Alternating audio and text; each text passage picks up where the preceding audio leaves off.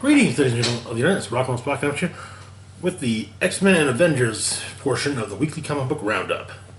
So let's get things started, shall we?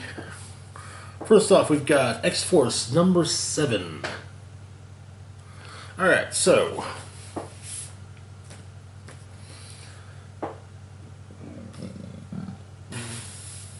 Ooh, excuse me. So, where we left off, Strife had revealed that he had Rachel Summers in his custody and basically said, hey, Cable, if you ever want to see her again, you'll come with me. So he's like, fine, alright, I give. And the time machine was smashed to pieces. So, started about 4 days after that,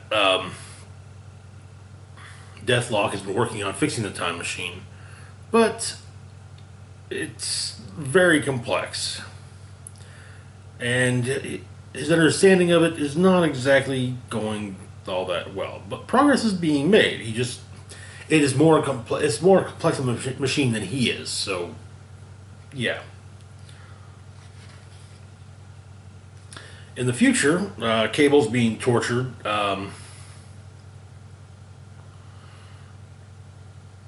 His powers have been dampened, which is allowing the technovirus to further spread. Then Strife explains to him that Cable can either tell him where Clan Ascania is hiding, or he will Strife will execute his. Those who the clan chosen, who he works with. So he brings one in, Flintshard, and has him burned to death in front of Cable. I mean, flash fried, but still, fire, death, yeah. And he's also trying to get the his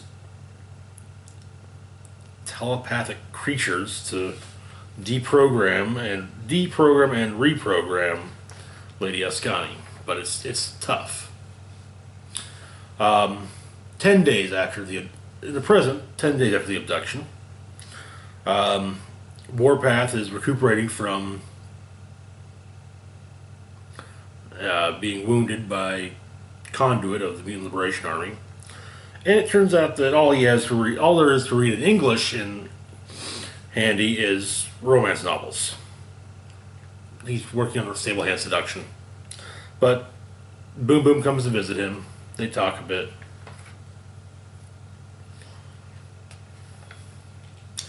Back to the Future. Turns out that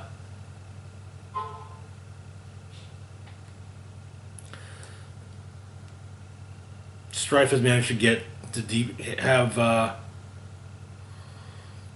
Rachel Summers deprogrammed. Rachel Summers also should be noted. Okay, Rachel Summers, the daughter of Cyclops and Jean Grey from a parallel reality where the Phoenix Force, masquerading as Jean Grey, did not sacrifice herself, but just kind of turned her powers off. She ended up being at one point thrown into the far future, where she started the Clan Ascani. Then she sent an operative back to before the time she was sent forward to make Cyclops an offer to save his son Nathan Christopher Summers, Cable, by bringing him to the future where he would be raised as Cable. So yeah. Anyway, but she's known in the future as Mother Ascani, and she appears to all of them, saying, "Hey, come to Ebonshire and meet me, and we'll all, It is, of course, a trap. though. Um, in Sibcaria, present day, 26 days after the abduction of Cable, Cannonball and Shatter started working on getting stuff that Deathlock might need for the time machine.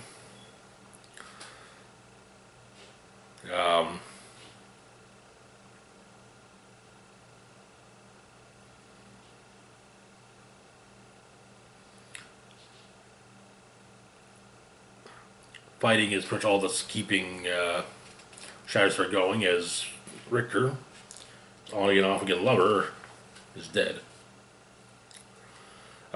Strife recounts the events of Avengers of Cyclops and Phoenix.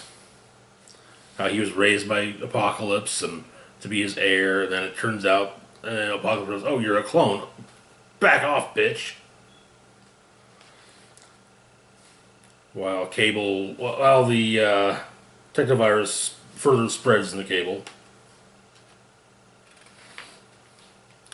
In the present, Deathlock has managed to get the time portal working. But it's going to need something extra, including something extra being one of Boom Boom's time bombs. And so, they're off to the future.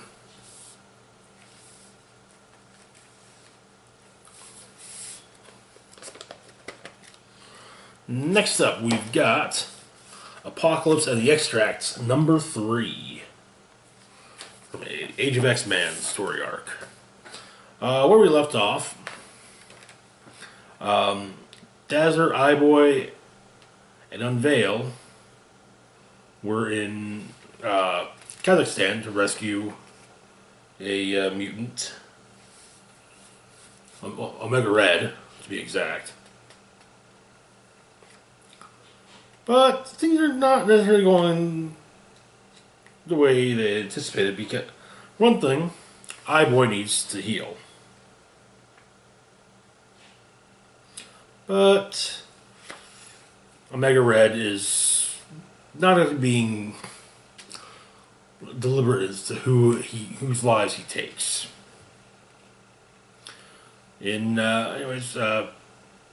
Piotr, back in New York, Colossus, as Piotr, goes to his gallery to hang yet another painting.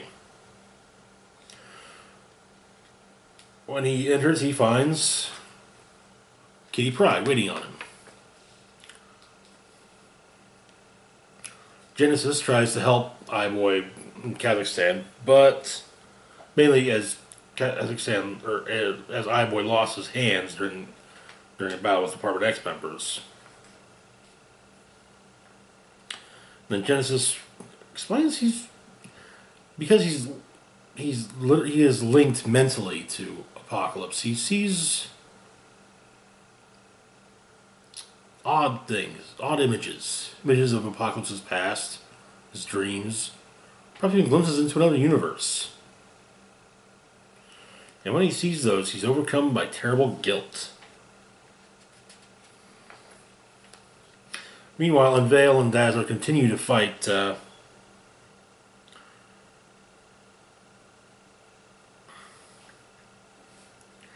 Omega Red. It's not exactly going as well as they would hope. Back in New York, Colossus and Shadowcat discuss, like, they've never met each other, but now that they've seen each other, it feels like something they didn't know. It feels like a part of their lives they didn't know was missing is now there. However, Apocalypse shows up and beats the crap out of Colossus,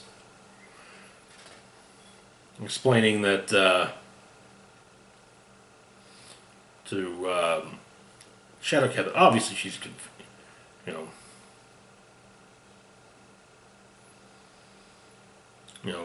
she's obviously she's still dealing with the reprogramming of the X-Men. Obviously. and they leave. But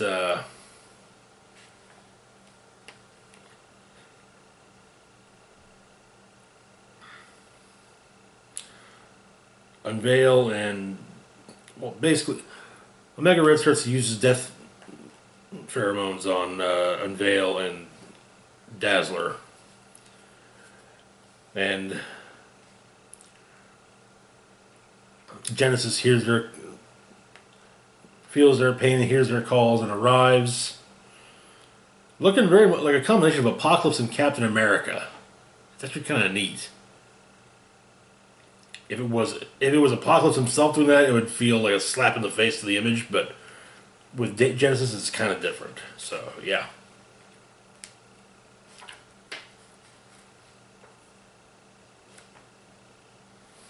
And that is Apocalypse and the X-Men number 4. So, for the Age of X-Men this month, we've got next week, Marvel's X-Men number 4 and Next Gen number 4. And then Amazing Nightcrawler number 4, and then Extremist number 4. As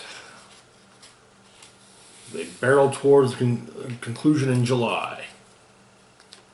Just in time for all the X-books to come to an end, presumably. Moving on to Captain America number 10.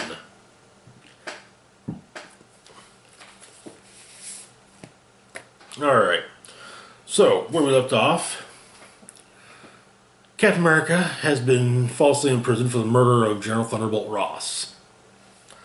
And he's been imprisoned with some of the worst, including longtime Avengers foes of the Wrecking Crew. So we begin in the Myrmidon, the superhuman prison that Cap's being held in. Thunderball of the Wrecking Crew is meeting with an invisible woman. They talk a bit. Thunderball insists more upon being referred to as Dr. Franklin rather than Thunderball. He is, after all, an actual scientist. And apparently he's been trying to help Cap on the inside. Not exactly going as well as one might hope, but hey, army of evil, you know? Anyways, Cap has been playing Uno with Piledriver, Bulldozer, Griffin, and I don't know. I want to say Jigsaw, but Jigsaw's not a superhuman, so yeah. Turns out, Bulldozer's quite the shark at Uno.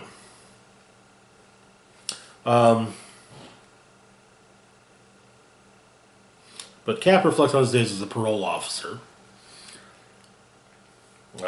We also see glimpses of Alexander Lukin addressing the board at Kronos.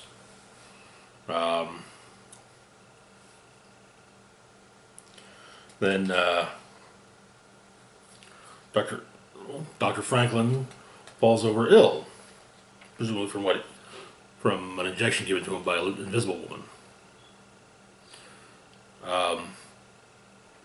We cut to Lucan, who is talking with Foreigner. Apparently, Foreigner is not pleased with the way things are going.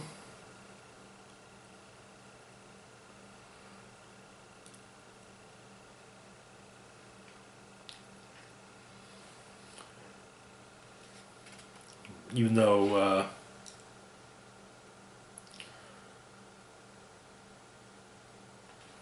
but yeah. Now it looks like in order to get rid of him, Lucan calls upon Sid and Crossbones. Nice to see Crossbones has recovered from getting shot on New Hydra Island. So, in the infirmary, Thunderball's brought in next to Wrecker. Meanwhile, it's now Steve Rogers turning the cage against Baron von Strucker.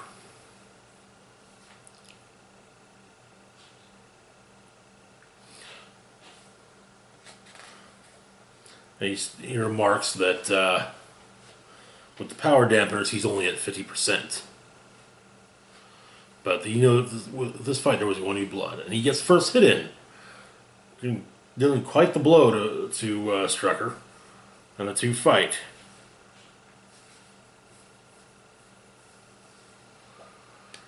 On the plus side, while he only had half of his strength, he still has the entirety of his fighting ability, but it's not doing him much good.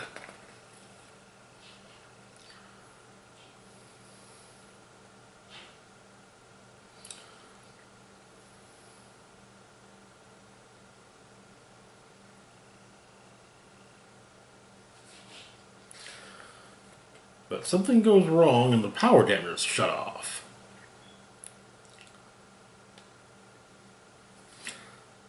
All the power dampeners, meaning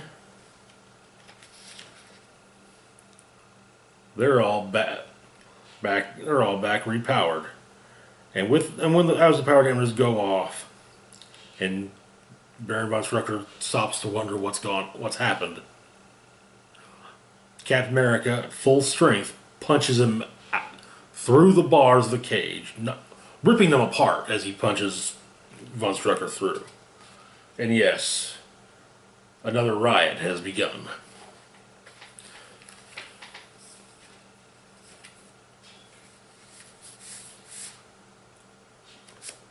Alrighty. Moving on to Captain Marvel number 5. Where we left off, Carol ended up in an arena fighting Rogue for Nuclear Man. However, Rogue and Captain Marvel, came up with a plan. Rogue would absorb Captain Marvel again and use that to let loose on Nuclear Man and get through his control. The plan works. And they go. It turns out though that the bomb is, well, Nuclear Man's son. The rebellion is going well, and it turns out that yes, Nuclear Man's son is the bomb.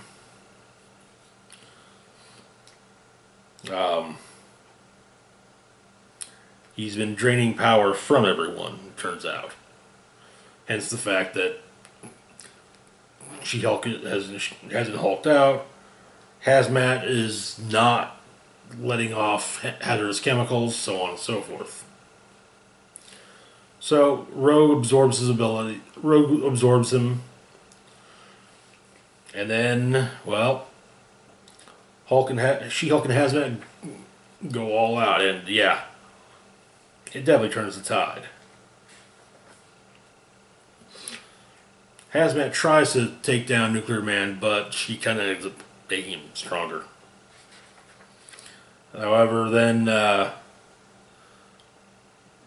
Captain Marvel taps into her binary abilities and smacks him around a bit with a finishing assist from She-Hulk.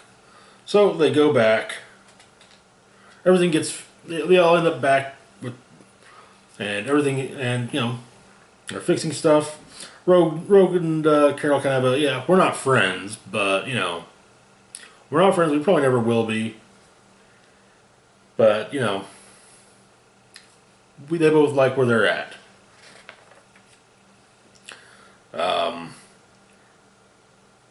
Rhodey and Carol share a kiss.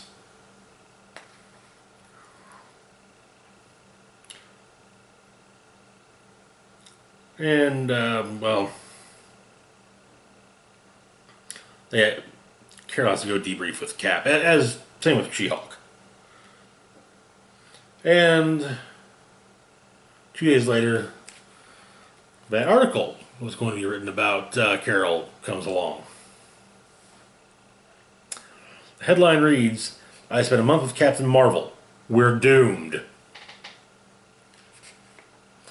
And we find out at the end there's some mysterious force watching.